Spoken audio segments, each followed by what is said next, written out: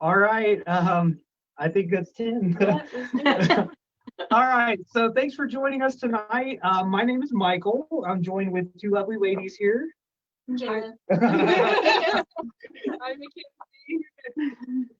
this is Jada. And actually, I was wrong. We have three lovely ladies here tonight. We're joined with senatorial candidate for the 8th District of Missouri, Kathy Ellis. So welcome, Kathy. We're so excited. Thank you for taking time.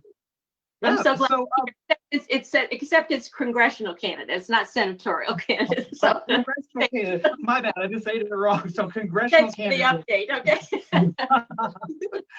So you are running against Jason Smith, who is Yes. the current sitting senator, and we're hoping that we can help you do whatever we can to win that seat, because that's a very, very important seat and a very important election this year. I mean, not just for Missouri, but for this whole country. So we're going to turn it over to you for just a minute if you want to give us a little history about yourself, and then we've got some questions here tonight.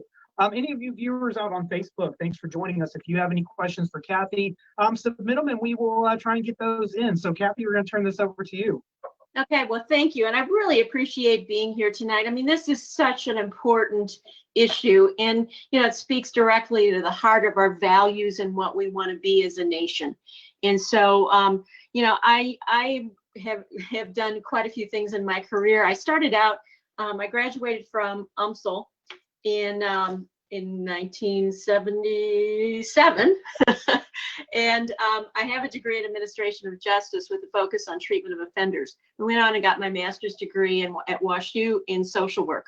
And so I have been a social worker for over 40 years. And I really learned a lot during those early years. I did work in the inner city, and I worked with a lot of youth that had dropped out of school in North County. And it was my first opportunity to really work with people of color and to really begin to understand how important it was that we needed to have a speaking arrangement so that we could talk to each other. And so that was very valuable to me. And that's been one of the most important lessons that I have learned. And, I have been doing a whole lot of addiction work and trauma work with many clients over many years. And one of the second thing that was very important to me as a social worker, and also is something that I think is one of the highlights of my career, is that I was able to work with quite a few people that live in Ferguson who were dealing with some of the traumas that had occurred after Michael was killed. And, it was really a profound opportunity to really work with them, doing some techniques that can resolve trauma very easily. And so, that was something that was very important to me. And I just really began to think more and more, I'm just another privileged white kid who grew up in a middle-class family, and we were very isolated from any people of color. And so I've really focused my entire career and my life to really begin, I need to understand. And I belong to our cultural diversity committee here in Festus, Crystal City. Believe it or not, we have had our yes, it's an amazing group of people, and we have had an MLK March, I think, for about 20 years, that happens on his birthday every year. And so we're just, we're really beginning to try to work together. I'm also on a health center board that we are in the process now of really drilling down and looking at the outcomes of medical care and mental health care, and looking at the disparity that in our county, in Jefferson County, that we have between people of color and white people. And it's way out of whack. So we have been chosen to really work on how we can have a comprehensive plan so that everybody that enters this agency, we've got about 350 some odd people that work there, will be screened for how they are going to be determined what their diversity level is. And so there will be a test that people will take to make sure that they have gotten the information along the way that is going to help them not judge everybody who walks through the door one way or the other.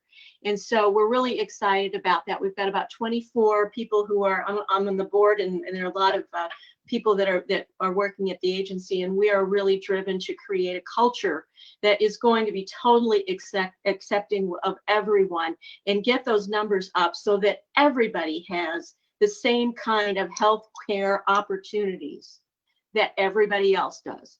And so I think that's really an important step, and I'm very, very proud to be working on that, because I think that's a prototype for how we can then move into other areas doing the same thing. That is awesome. Yeah, Like, yeah, that's amazing. Because healthcare is such a, I mean, it's not a luxury, it's a right. Yes, And absolutely. like the fact that we're still fighting that, but I mean, we're fighting so many other things that you think would be a basic human right that are basic human rights, that it's hard to understand why we're still having to try and prove that those are rights. But that's amazing to hear that you're a part of that. And I love that test. And Like, I'm always like steadily harping that things like healthcare and education, they all weave together. So Yes. one group is being preyed upon in a sense. There's no way that they can advance as a whole. absolutely. Exactly. And, you know, one of the reasons that I decided to run for Congress in my district, first of all, I'm a sixth generation to the district, so I know it pretty well. And after the events of 2016, may they be changed in 2020, please God. Something. I decided I needed to do more. I needed to do more for my district, because I knew that it was just falling apart. It is the 11th poorest district in the country. Oh, We wow. have in the Boot Heel, which is predominantly in some of the areas African American, we have one of the highest mother-infant mortality rates in the country. Yep. That's an example right there of the disparity. And so when you go further into the district, what you find is during my opponent's watch, which has been about the past 8 years, we have lost 4 hospitals in that Yep. rural area. And so, 5 hospitals in that rural area and 1 clinic. And so that right there was the red flag for me, because if, the most important thing that we can do is to have good, solid healthcare outcomes, and to have people that are knowledgeable and aware of how this is done to the whole population of people, regardless of what color they are. And so, as I began to tour my district, I really got a different view of things. I could see in my own town, that's just Crystal City, otherwise known as the Twin Cities. There's a great disparity in what the streets look like in the African American part of this city versus the streets where all the white people live. And that was the first question that I said to somebody who was running for the state house in that district. I said, "What are you going to do about this? There's something wrong here." And they said, "Oh yeah, we'll take care of it." Because you know what? They're not going to take care of it.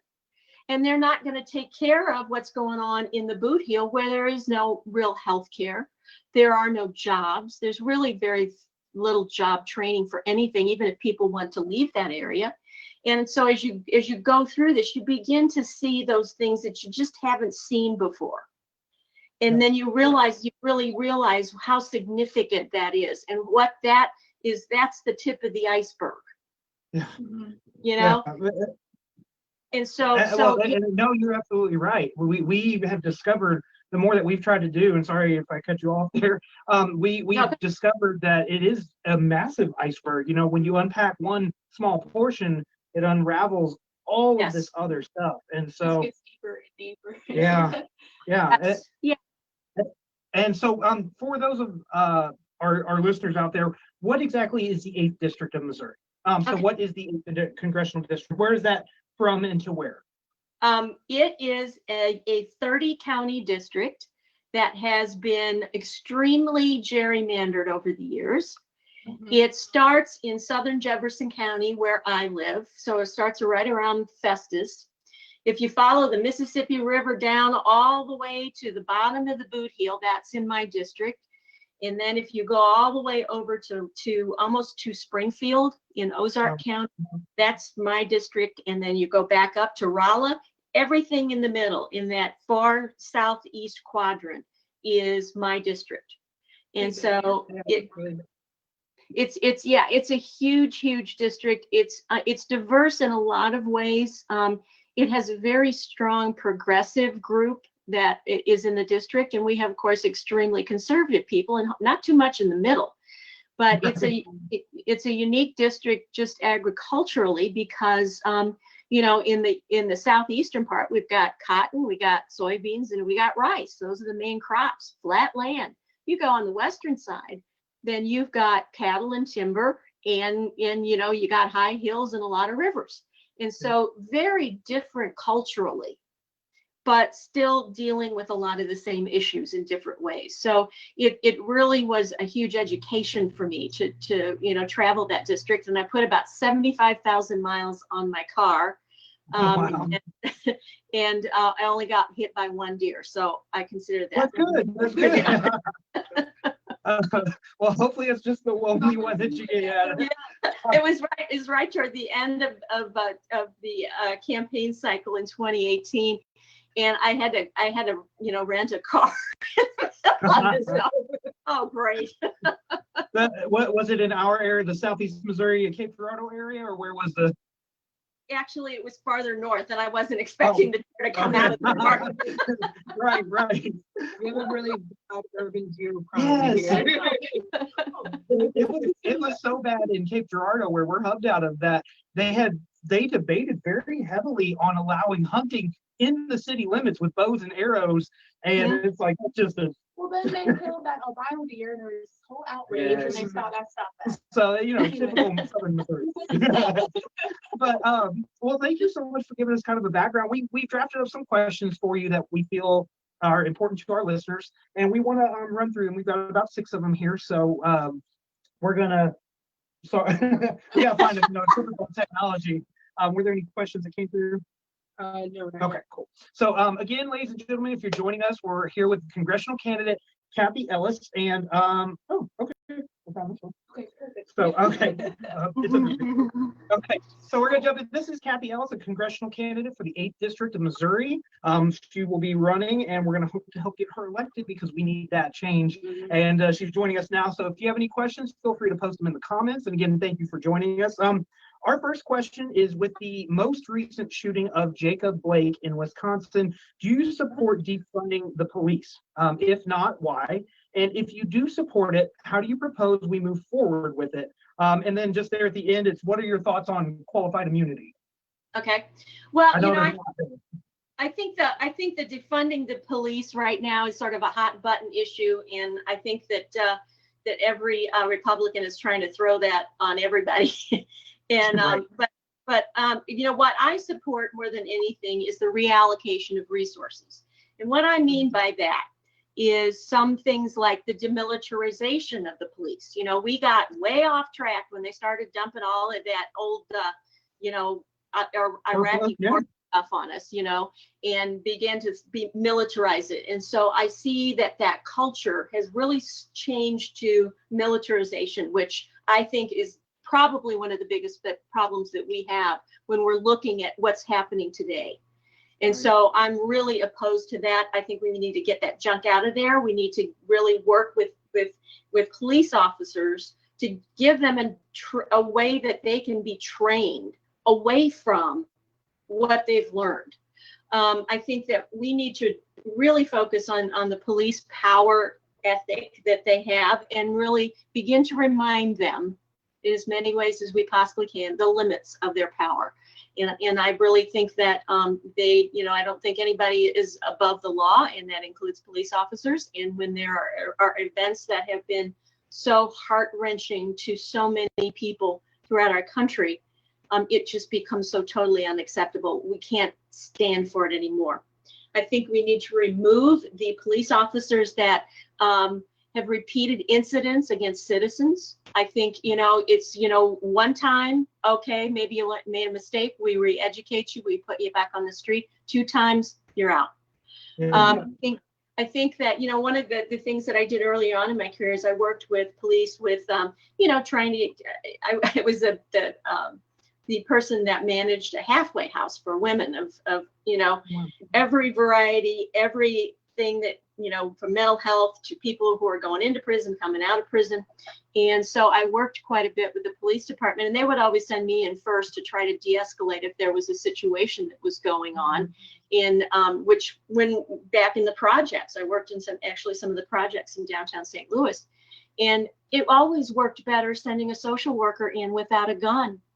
It always was something that was reasonable, and the police officers were so respectful of the work that we had done that we began to work together. Somewhere along the line, that has gone awry.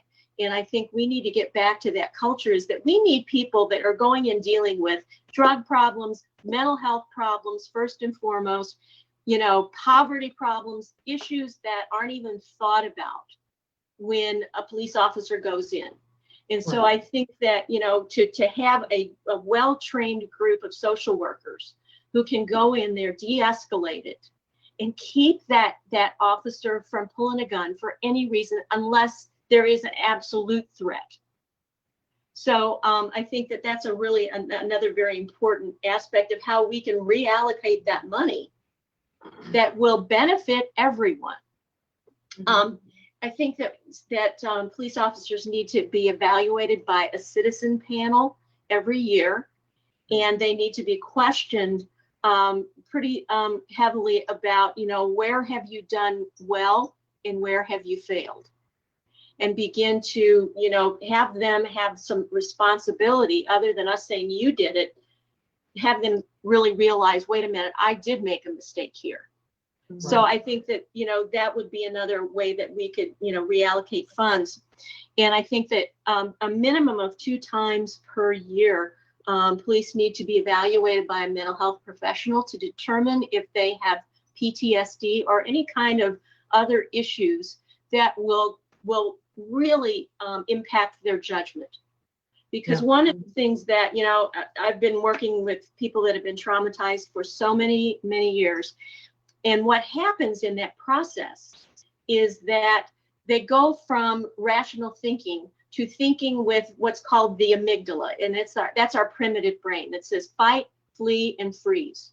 Yeah. So if you have someone that is a traumatized officer, and my brother was a police officer in Overland, and he was sort of the guy that worked with, all of the kids. And he wanted to give people second and third chances. And he's a great officer, but the stress of his job eventually killed him. And he was depressed, and he suffered a fatal heart attack at 39.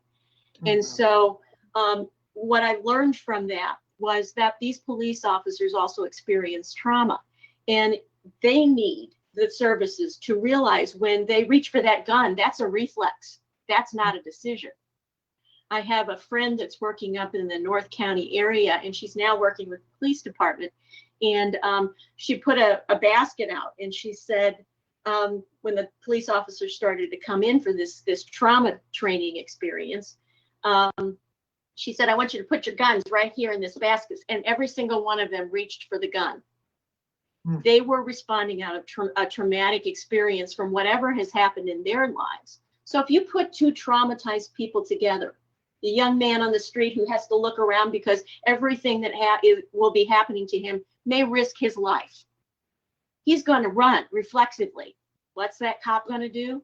Well, he's going to come after him. He's going to pull that gun, and we're going to have just another dead kid. And so when we can begin to realize that this is a treatment issue, it can be fixed and it can be dealt with effectively, then we begin another way that we can change that culture. So I think that when we tie some of these suggestions to a budget, then you also have the police department who wants to keep their budget by doing what's right and following what we need to do in order to really not only change the culture, but heal the culture. Mhm. No, wait, I like that answer because the defund the police, the argument, you said the Republicans are throwing that everywhere. And we've said it on here before, they understood what it meant by defund Planned Parenthood, but they don't seem to understand what it means now, you know? So, but we are fully behind that. And that's one thing. It's like the question is then reallocate those funds, but then how? Because becoming a police officer versus becoming a social worker, as you said, took you some time to get Mhm. there. But with becoming a police officer is an extremely quicker route. Do you feel that they need more education, more a bigger background, or a four-year degree or 2-year degree to be able to enter into that line of work? Absolutely. And one of the jobs that I had, I worked with 3 counties when I first got out of grad school, and I worked with Jefferson County, Franklin County, and St. Charles County.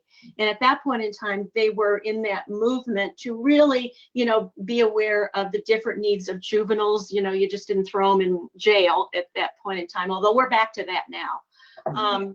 And so, so they were beginning to look at ways that there could be a collaboration between, social workers, counselors that want to do that kind of work, and then elevating the training of each of the police officers. My recommendation is that at least a 2-year college degree would be required. I believe they also need to have a license.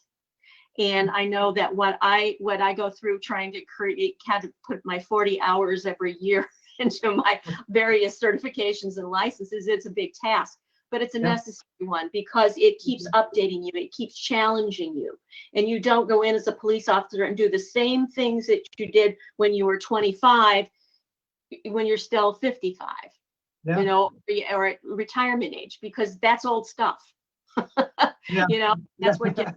That's what gets us in a lot of trouble. Okay, well, thank you. I think we've got Yeah, we have a few questions from the audience. This is a question for both of us. It says, how do we combat violence and gun violence in the Black community? Boy, that's a good question, and I think it's an overall question about how do we combat that throughout the entire population, because I know where I live, I don't go to sleep at night unless I'm hearing gunshots. I mean, it's it's probably at a target, and hopefully not a person, but it just becomes part of it. And I think, it gets back to, we have got to change some of our gun laws. We have got to have common sense gun laws, and we have to protect our children. That's the most important thing. It's so easy for a kid to pick up a gun and think it's a toy, and somebody ends up dead. And that's across all cultures and all races. That's happening all the time. And I think that if we can hopefully the NRA is going to get put out of business, which is going to be a really good step. So thank you to the Attorney General of New York for bringing that suit. So I think it's really, my dad was a World War II vet, and he joined the NRA because he, liked to shoot guns in hunting and stuff like that. And he got out of it. He said, I don't like where this is going. This is becoming too political, and people are going to get killed. And he knew it many, many years ago. And so I think that, we want to look at some of the models like Moms Demand. They have a really good start on how we can begin to deal with these weapons. And I think, in my area, people are walking around with a gun all the time, and you're just always that close to being the victim of that person if they're not all there, or if they get angry. You don't know what the triggers are going to be. And so I think we have to look at as how we can do this across the board with the inner city, with African American populations, with all people of color, and particularly white people, because they got more guns than anybody has, and they don't necessarily use them very well. But I think if we start that focus on what can you do for your children to keep them alive, then that may be an important message for everyone. I'd be interested to find out what you guys think about, what do you see as would be some kind of an action or a message that you could put out? I think that a lot of it has to do with the romanticization of guns and gun violence throughout the whole entire nation. I think a lot of it has to start with the children, and we give them other opportunities, things that they can do besides being out in the streets or just hanging out with the wrong crowd in general. If we give them an opportunity to go play sports or maybe have a after school science meeting or just things that they are interested in to keep them from going into the wrong path of life, I think that is where it starts, because we can't just end it by saying no more guns because that's how it's going to go, because it's just going to make people angry. We have to start at the grassroots with what's happening at home before we can build up to how we're supposed to fix it nationwide. Well, and I think the question posed kind of interestingly, it's like with the Black community, the gun violence, and in the Black community, it's like, well, you also have to look at the gun violence, as you said, in the white communities and other communities. And so an issue or a thing that's thrown out there to take away from the movement of Black Lives Matter is that, what about Black on Black crime? And so it's like, that's just called crime. Statistically, white communities and Black communities are somewhat segregated in their own, and crimes happen between those. White crimes happen in white neighborhoods and Black crimes happen in Black neighborhoods. So we have to look at our poverty levels. We have to look at our lack of education. We have to look at all these things. So when people are poor and undereducated, they're more prone to react violently, or more of that, it's, I believe, the lizard brain and, the amygdala thinking with that fight and flight method. So if you don't have these issues of poverty and lack of education and lack of access to healthcare, when we start and we redevelop those specific institutions, we will start to see a decrease in those, because people will be happier, people will be healthier. So I think we need to, and it sounds like a big, easy solution, but it's one of the hardest, most, how do we get to fixing the healthcare system and the education system and our poverty levels and our job creation all at the same time? It's all like that. It's all connected. And that's one of the things that, makes it such a powerful case for a cure, but it also is a powerful case for where do we start? I mean, one of the things that we've done in Jefferson County, we have our comprehensive community health center in Jefferson County. There are about 19-20 sites throughout the 8th district, and it's a system throughout the whole country. There's a lot in downtown St. Louis that are health centers that are federally qualified. What we've done is that we put primary care, behavioral health, dental, and drug and alcohol services in 4 of our school districts with social workers. And so if a kid, has a bad tooth, or needs a filling, or needs their teeth cleaned for the first time, they go down the street, get down the hill, and they go to the dentist. And then you are evaluated to see if you've got any mental health issues that you need to see a counselor for. You get a physical examination at some other point in time. And you also, if people are saying, hey, this is a problem for me, you get screened for drugs, and, then you go into a program. And so that is something that can be duplicated throughout the state. And certainly in my district, which is in dire need of it, it's a stepping stone to finally having, call it what you will, but Medicare for all. Yeah. So that we all have access to those services. So, we do have some very good things that we can do fairly quickly. And I do know that there is bipartisan support for our federally qualified health centers. But I think, getting back to what we were talking about in the cities, I mean, there's just in my district there's such a comparison between the inner city and the deeper part of my district, getting down to the Arkansas state line in that area. I was talking with Bruce Franks when he was is still in office. We were down in Poplar Bluff, and there was a big dinner that he was speaking at, and I was with him on the dais in the front, and we started talking, and he said, you know, we got to figure out what we're going to do with these, with people in the inner cities. These kids are dying. And he said, they don't, you know, they don't have enough that they can do, that they can experience, that they can have fun. He said, what do you guys do out here in the woods? I said, we have 4-H. We have kids that raise their own animals and take great pride in it. They are the most interesting kids that you can imagine, because they are always so responsible with them.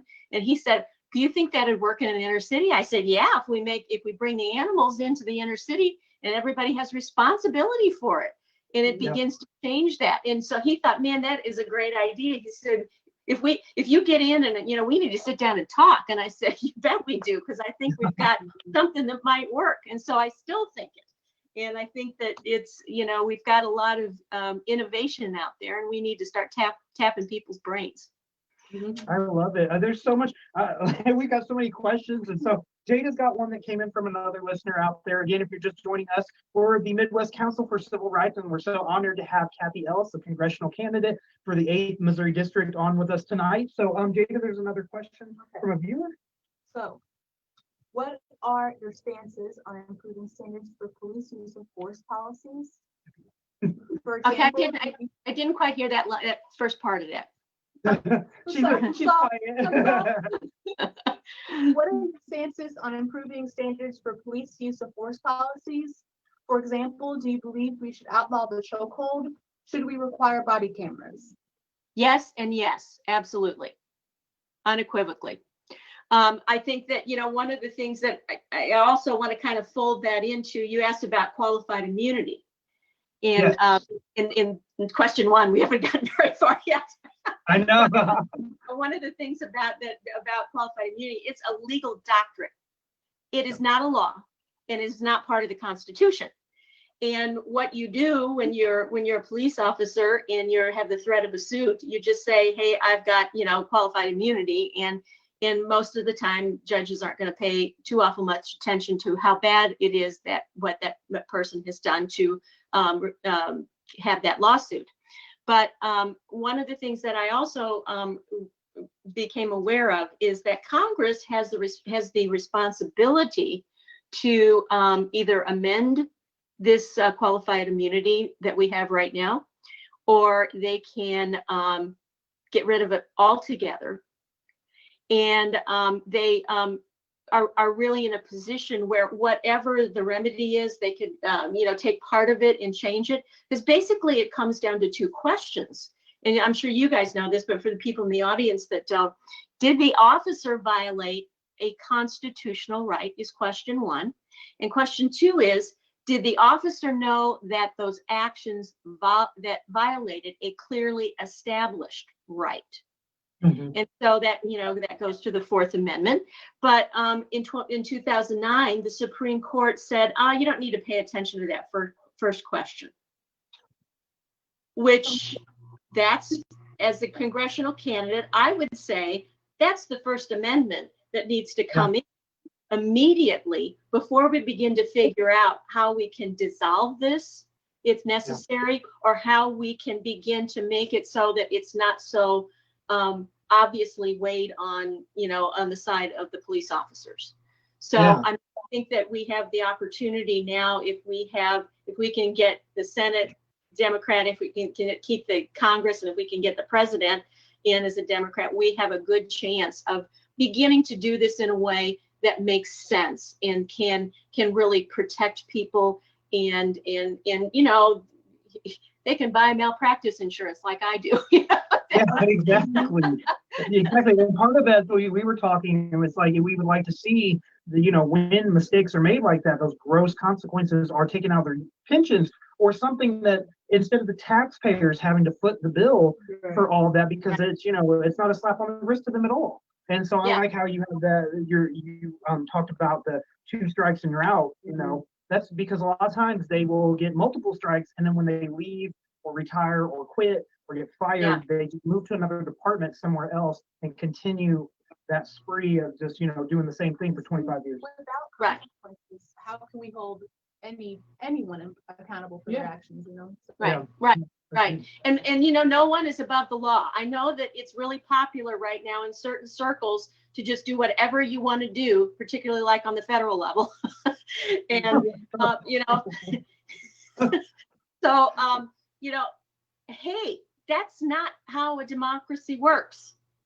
And we need a lesson in how a democracy works, not the democracy that brought slaves over from Africa to keep them indentured for years and years and years. We need a democracy that recognizes the equality of everyone, and that no one is, you know, above the law. No one. Right. Right. And so, you know, we need to really look at how we have this little system of, you know, where we can do this and we can do this, but you folks can't do that. And Wow. so, you know, and really look at every tiny piece of it with a comprehensive plan to make sure that what needs to be done is done. And I think, you know, that kind of, you know, rolls us into systemic racism. And it's like, what are you going to do with that, you know, to make the changes? And the first and foremost is the lesson that we're having right now, is that Black people are dying vastly more by this COVID than white people are. Yep. We know that that has to do with the healthcare that they receive to a certain extent, but it has to do with poverty. It has to do with, you know, food insecurity. Yep. It has to do with housing. It has to do with everything that is a part of our economic structure. Yep. And it alarms me how far we are with the income inequality. You know, that we did a town hall over in Rolla about that. And we had, it was a fabulous group of people that were just like astounded by some of the things that we were talking about, and how much it's just kind of written into our culture now that that's the way it's supposed to be. And I remember I was on vacation, and there was a woman that apparently had driven to this destination from Canada. And I said, "Are you really from Canada?" And she goes, "Yeah." And we started talking, and it was right before Trump was elected. And she said, "You guys got to do something about that income inequality. It's going to be the death of you." Yeah. And I thought, yes, I wish I could talk to her now. But, you know, Right. it's also the change that we're experiencing too. It's, you know, in my district, and somebody told me this, and I just kind of, my mouth flew open, because I thought, oh my God, we had a Black Lives Matter thing down in Kennett, Missouri. And they said, yes. And all of these people were there. We've had so many, and we continue to have throughout the 8th district. This is a huge milestone. This is led by our young people. This is led by people whose lives are on the line for what we do now. Yep. And to give them a secure future. And so that was one of the things that I found to be just amazing, you know, and that's, you know, my district has made some huge changes. We organized the district in 2018. I had a couple of volunteers that work with me, and Taylor worked with me about the last 3 months of that. And we kept it going. And so we stepped right in. Now we've got Planned Parenthood organizing in the district. We got NARAL. We had the first gay march. Yeah, I want to say gay weekend, Pride weekend in Cape Girardeau in 2019. Yeah. And, you know, we're seeing all of this. It's starting to open up. And so, you know, I went to a couple of Juneteenth events down in the district, and a couple of those marches. It was wonderful. We had 300 people that showed up in the parking lot of the library in Festus. Come on, you know, how do you do that? You know, that's great. So we're seeing this. We're seeing this. We're all going to pull together to try to do something different. And I think it's exciting from that standpoint. Yes, we're excited, and that's what it's taking. You know, kind of shook me. But after the 2016 election, you know, I just kind of distanced myself. I'm like, I don't know what's going to happen. Pulled back, became a terrible citizen, and just watching more of the news recently, and just seeing things that are happening, I'm like, I have to do something. Like, we have to do something, and that's what you're talking about. Seeing those movements, people, especially young people across the district and the nation and even the world, are just tired. We're tired, and we want to see that change. And so hearing from candidates like yourself that are like, okay, yeah, that, you know, you're saying what we want to hear, and like, but we're also at that point where it's like we also watch what you do. And so it's like you sitting down having a conversation with us. I'm just still kind of shocked. It's like having a congressional candidate's ear that's willing to kind of listen and let us ask questions and be willing to talk is something that is it warms my heart, but I also am there to make sure, we're watching and not in any bad way. We want to support you. We want to see that and we want to help you because I believe what you're saying, and I'm excited to hear the rest of our questions. I know, like you said, we're trying to slow, so we're going to jump to that real quick. So I mean, you kind of already answered the second question. Okay, we can jump to the. So we'll jump to the third question. What's your stance on the environment, and how can we reduce our carbon footprint as a country and move forward towards more renewable sources of energy? Yeah, I'm certainly a proponent of the Green New Deal. And we have sort of put together some of our own ideas about that as well. But one of the things that I'm just a little bit concerned about, but I know it's something that is fixable. But I've been reading a lot of work that people have been doing about what happens when you bring a new economy and you change it so much in rural areas. And so that creates more poverty.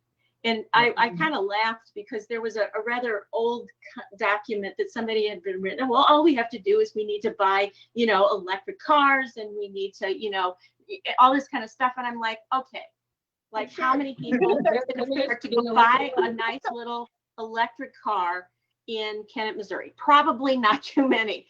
In the city, people don't have that kind of money. But I said, you know what?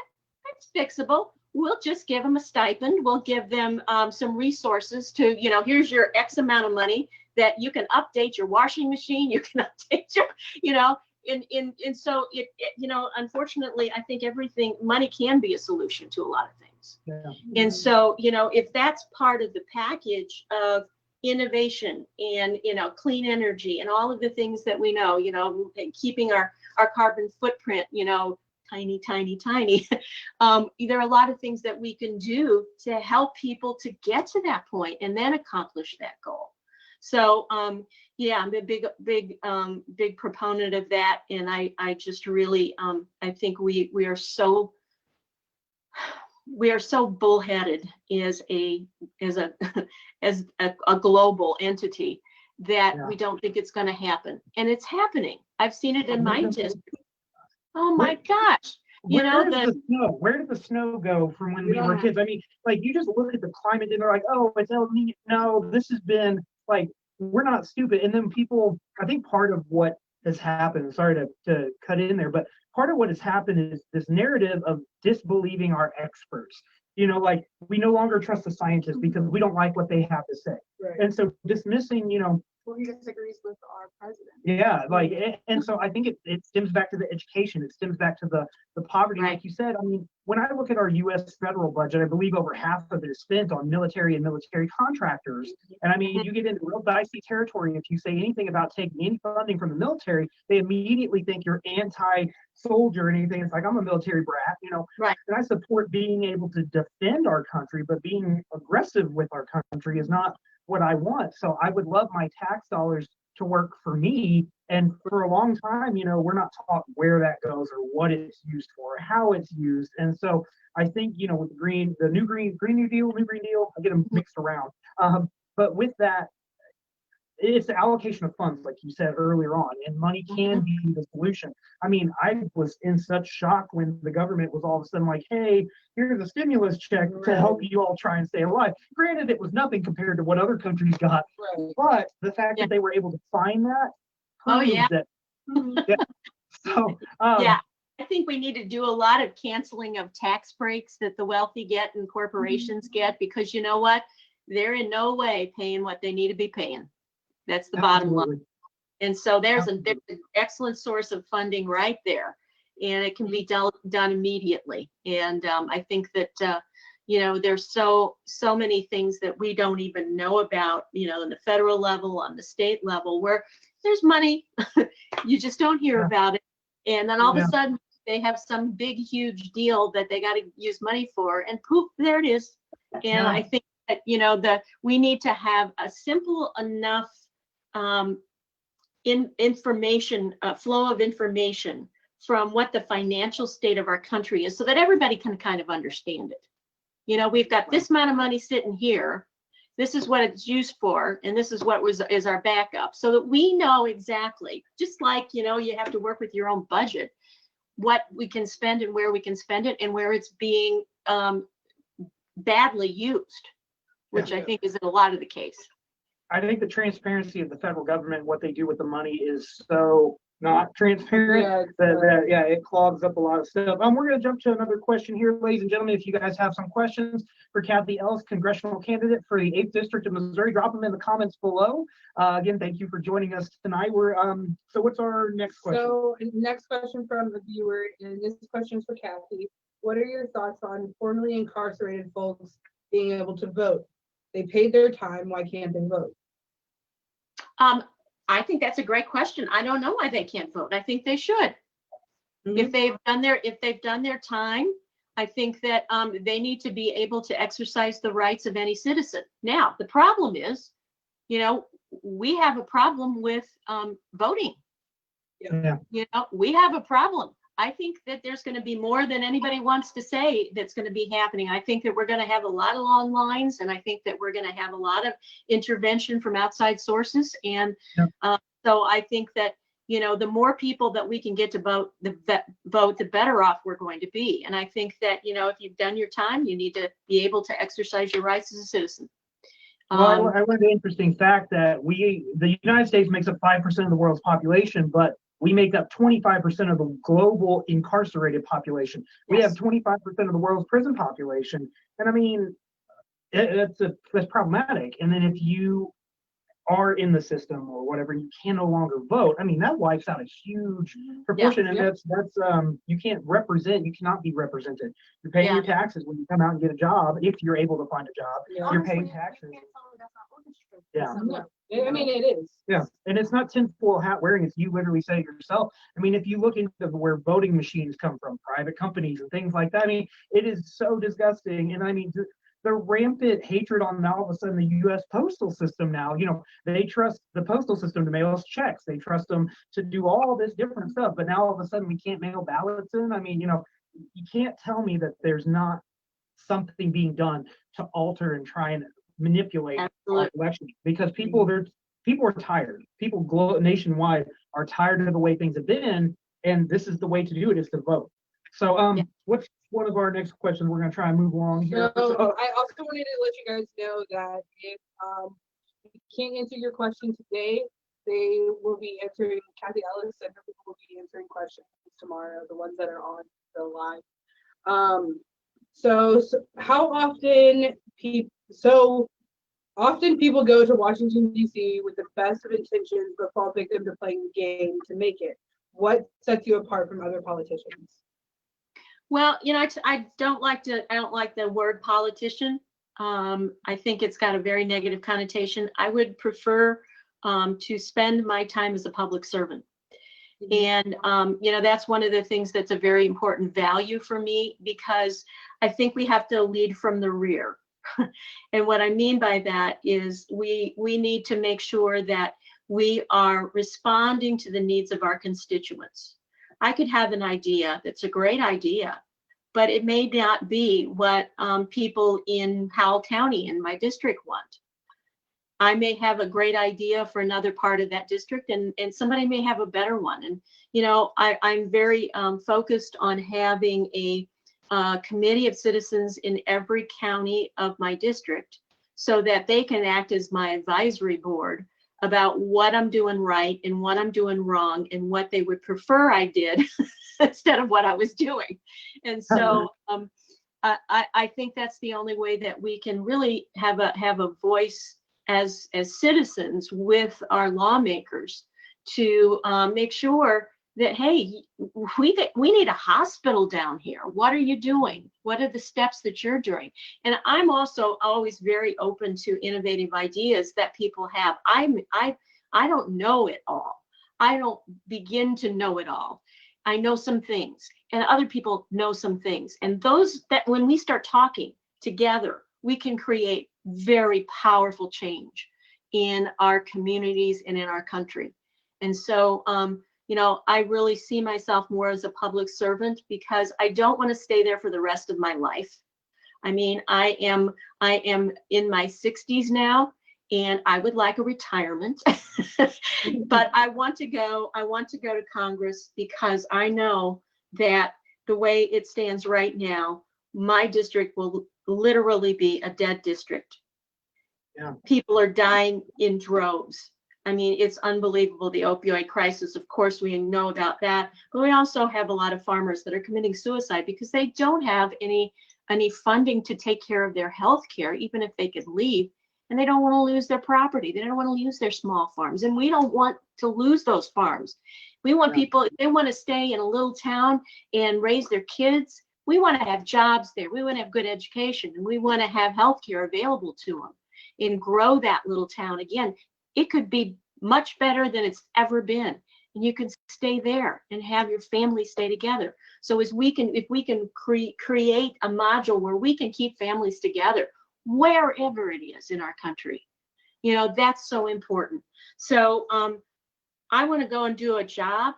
I don't want to hang around and become an old, goofy looking fixture that is taking an Aricept because I've got, you know, some kind of a disease that I can't think, you know, and unfortunately, here's a side note. The Congress has its own pharmacy. Yeah. And the number one drug that they put out for both the Senate and Congress is a drug that combats dementia. Oh, wow. I was very, very scared by that. That's terrifying. Tell me that. Oh my gosh. I knew that they had like their own private healthcare thing, but I didn't realize But No. no, certainly not. Oh, oh my goodness. Nah. they don't even know what they're doing. That makes sense. That makes sense. Maybe we start medicating and we're just like Yeah. so weak. Oh God. Well, thank you for not wanting to become a fixture up there. That's what I like to hear. I like that. Leading from the rear. I got too much more to do. I got a whole lot more that I want to do in my life. Yes. So. And we want to see you do that. And I love what I'm hearing today. Moving along real quick. So with the current administration rolling back protections for trans individuals and with the murder of trans individuals happening at an alarming rate, especially in the Black communities, how do you propose to protect members of this marginalized community and to help ensure their rights are fully recognized? Well, you know, I've always been a strong proponent of LGBTQ plus. I'm actually gay, and we decided my spouse and I decided that we would be out from the beginning of the first time that I ran. And what I will tell you is that we have had nothing but positive responses to that, mostly from the LGBTQ community, who have said, you know, I can't be out where I live because I'm afraid someone will kill me, literally. Yeah. I mean, you know, but you are the person that has become our standard bearer. And, you know, we just appreciate, you know, your courage and just stepping out and being who you are. And I can't tell you the number of letters and calls and texts that I've gotten. And if I do nothing else in my life, that was enough. You know, it was just to be that here's somebody that's doing something that you thought would be impossible. And good people do that every day. So, you know, I think that with that in mind, I'm a very strong advocate of trans folks. That I think that's sort of the person that we want to, you know, cast into the trash can now, according to the Trump administration. I just noticed that he's trying to change the Affordable Care Act so that it excludes any services for trans people. And so anything that he's done, I want to do the opposite. There have been a lot of things that have been going on, and just, you know, let's just tweak it this way and call it something else. I want to blow that out of the water, and I want to make sure that that is corrected immediately. We need to have that equality. We need to make sure that people have access who are trans to the very specific kinds of treatment that they need from our healthcare. So, you know, across the board, we have to really begin to understand that people will be with us forever who are trans, and they are a part of the human community. They need to be treated as such, and they don't need to be discriminated against by the police, by the educational system, by the healthcare system, by any system. So whatever legislation, and I know there are a couple of things sitting there that the Republican Senate hasn't passed on yet to even discuss. I think that's a very, very high priority for me, and I want to make sure that we get some changes. Perfect. Awesome. Perfect. We got one final question here for you, and I know what we've covered. We could spend hours talking about just every single question. So thank you again for coming on. Hopefully we can have you back again before the election. I know you'll be busy, and we're going to try and do our best to help get your word out there and boots on the ground here. Ms. Jade has got our final question for the evening. Okay. Okay. How do you think we can solve the current problem of families being torn apart by ICE and subsequently being locked in cages in facilities that can't handle the volume and treat individuals less than human? Well, the first thing that we need to do is to get rid of ICE as we know it. And basically everything that Trump and his cronies have put together, it goes. I think that not the first priority, but I want to bring a lot of these people up on criminal charges for their behavior toward the people that have been incarcerated in these concentration camps. And Yes. I think that the top priority would be to try, as difficult as it may be, to make sure that we get the children back to their parents. However much money it takes, however much transportation it takes, that is a duty that we have to make sure that we can reunite those families. In addition to that, I would like to create policy that, first of all, provides them with the mental health and physical health care that they have. I think that if people have been sexually abused, that's a special kind of care that they need. They also need to be able to have access to that. And I would also say that we need to have people who are experts in how you can reunite a family that has been separate, because it's, when children have been abandoned like that, they are so profoundly affected and they are suffering from so much trauma. Just part of the reunification can be so frightening to them, even if it's the parents that they were born into, So there are so many very, very particular issues that we need to focus on. We need to have an immigration policy. I'm sick to death of the Congress kicking the can down the road for 25 years and not having a good policy about how we can bring people into this country. We know we're suffering right now in a lot of areas of the country because we don't have enough people that are able to work in different areas. I mean, people who have restaurants, people who have all kinds of stuff, they don't have enough people to hire. And we're giving away a huge brain trust from all of the immigrants that come in here. We have people that have gifts beyond measure that we're turning our back. And it's time for us to start moving them across the border, giving them some help to settle, and making sure that they are a part of this human quilt that we have that is all colors and it can all work together. So, that's a big priority as well. I have a lot of priorities. You can ask me about corruption the next time and I'll give you some. That'll be a whole special in and of itself. Yeah. Well, Kathy, again, we kind of went through these questions just to get a kind of a feel for not only ourselves but our viewers of where you stand on some issues that are very, very important to not only myself but a lot of the young people in the community. And I'm so grateful for you taking a stand because in areas especially like this, you play ball or nobody wants to listen. And so for you to take the time to hear people that can't bankroll your entire campaign with one check is what's really important. That's what makes me feel, like I matter, my voice matters. Yeah. And so again, thank you for joining us tonight. And whatever we can do to help you, please reach out to us and we will do what we can here. We love you for here. Yes. Yes. I love you. I'm so impressed. I really do. That's what so desperately, and so to be able to sit down and talk with one that shares a lot of our values. It's so important. And one thing I'll say is that we have a lot of very, very good candidates that are running this time. And I know that they all really feel a lot the way that I do. And I'm very pleased, to see that Corey got in. And I'm very pleased because one of the women that lives in the most northern district, Gina Ross, Dr. Gina Ross also survived the primary after having had COVID for several months before she started the campaign. And she's one of the people that's part of our rural coalition.